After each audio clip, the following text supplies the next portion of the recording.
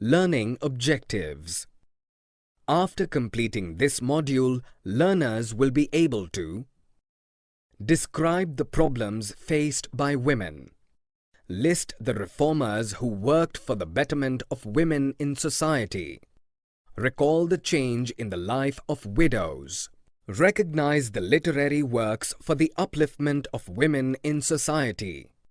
Highlight social and caste reforms. Explain the non-Brahman movement. Working towards change. About 200 years ago, things were very difficult in our society. There were so many restrictions imposed on women. Widows were praised and called satis, meaning virtuous, if they chose to by burning themselves on the funeral pyres of their husbands. People were also divided on the basis of caste. Brahmins and Kshatriyas were considered in upper caste. The traders and money lenders were known as Vaishyas, and the lower caste were Shudras, which included peasants, artisans, weavers and potter.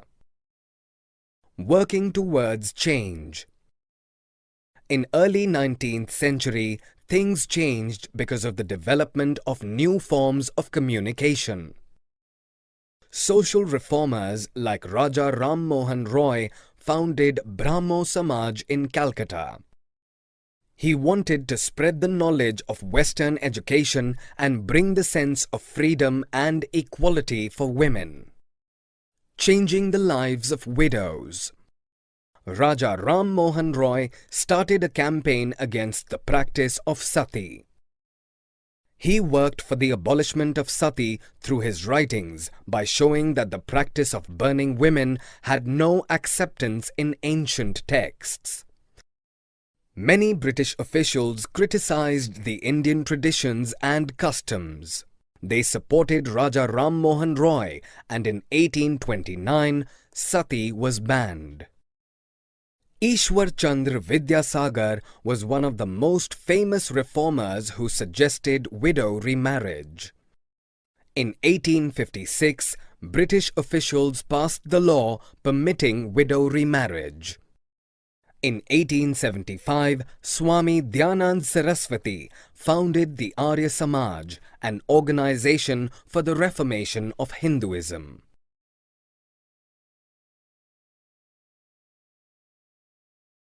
Girls begin going to school.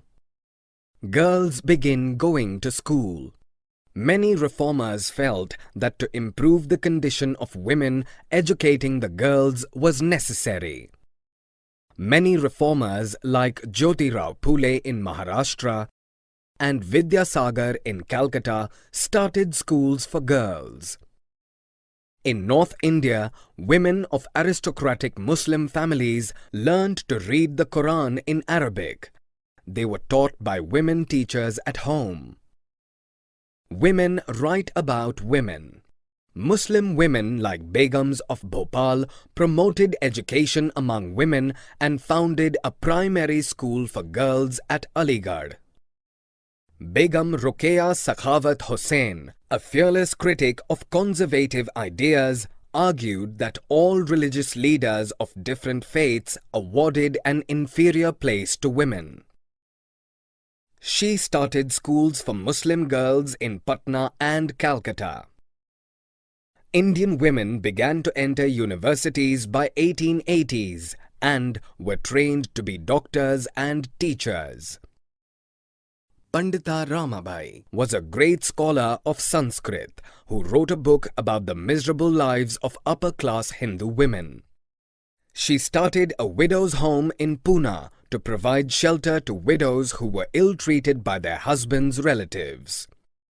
Jawaharlal Nehru and Subhash Chandra Bose gave their support to need for greater equality and freedom for women. Caste and social reforms. In 1840, the Prarthna Samaj was founded in Bombay. Pratna Samaj believed in spiritual equality of all caste. Social reformers like Raja Rammohan Roy criticized caste inequalities. Paramhans Mandali was founded in 1840 in Bombay to work for the abolition of caste. During 19th century, schools were set up by Christians missionaries for tribal groups and lower caste children. Poor people left their villages and moved to cities in search of jobs. This movement of people resulted in new demands of labor, like roads were laid, new buildings were constructed, drains were dug, cities were cleaned, etc.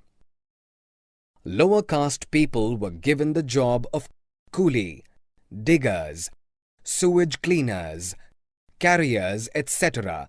in order to fulfill the new demands of labor. Some lower caste people also migrated to work in plantations in Assam, Mauritius, Trinidad and Indonesia in order to get away from the oppressive hold of upper caste landowners. John Allen was a coolie ship that carried many Indian laborers to Mauritius.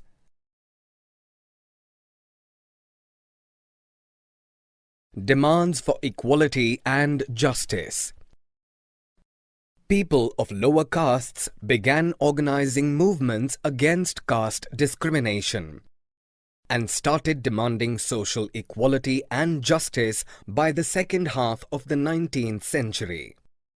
Ghasidas, a lower caste, founded the Satnami movement in central India.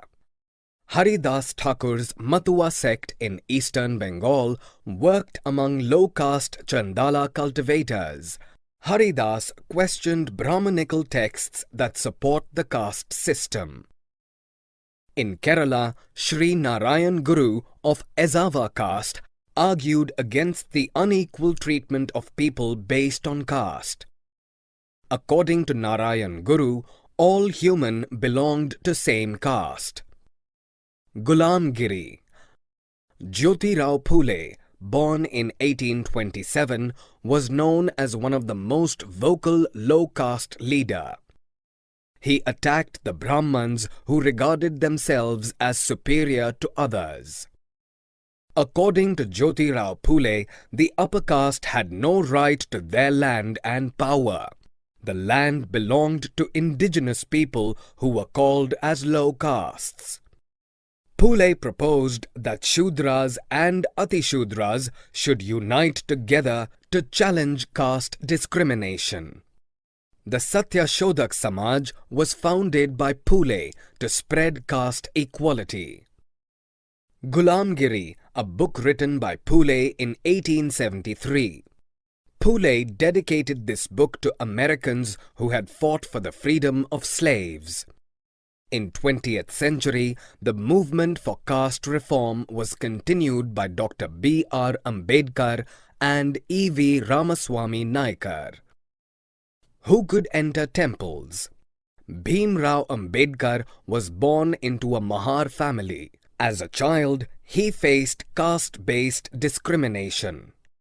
Ambedkar started a temple entry movement in 1927 in order to make people realize the power of caste prejudices within the society. Ambedkar led 3 such movements for temple entry between 1927 and 1935. The non-Brahman movement. In Western India, the non-Brahman movement was the strongest in Maharashtra. Jyotiba Phule, who belonged to the Mali caste, was the intellectual head of this movement. His writings and his Satyashodhak Samaj were the foundation for this movement. Later, Shahu Maharaj, who was the Maratha king of Kolhapur, also turned against the Brahmans. The 1920s saw the rise of Dr. B.R. Ambedkar's Dalit movement. In South India, the non-Brahmin movement was called as the self-respect movement. Most of the Brahmins in Tamil Nadu were literate, and so they were able to adapt to the British culture soon. This caused a difference in between the Brahmin class and the non-Brahman classes. In 1916, the non-Brahman movement became a political movement in the Madras city. This led to the formation of a Justice Party, which had representatives from the Muslim religion, Christians, and the Shudras. However, later there were internal conflicts within the Justice Party, and a national movement was started which attracted most of the non-Brahman peasants. E.V. Ramasamy Naikar, also known as Periyar, was an important intellectual behind this movement. He started a satyagraha in Vaikom, Kerala, on the Gandhian footsteps and supported the Harijans also.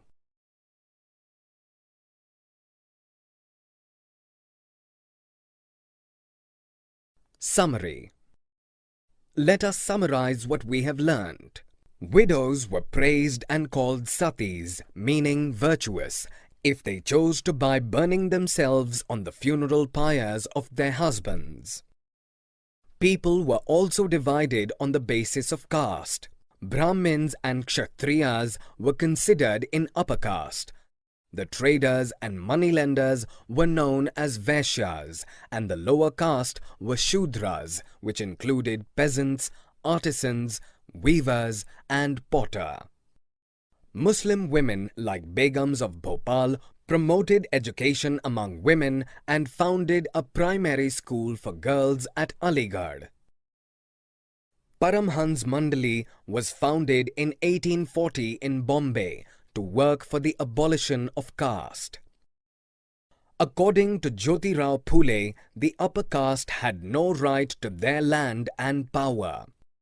The land belonged to indigenous people who were called as low castes.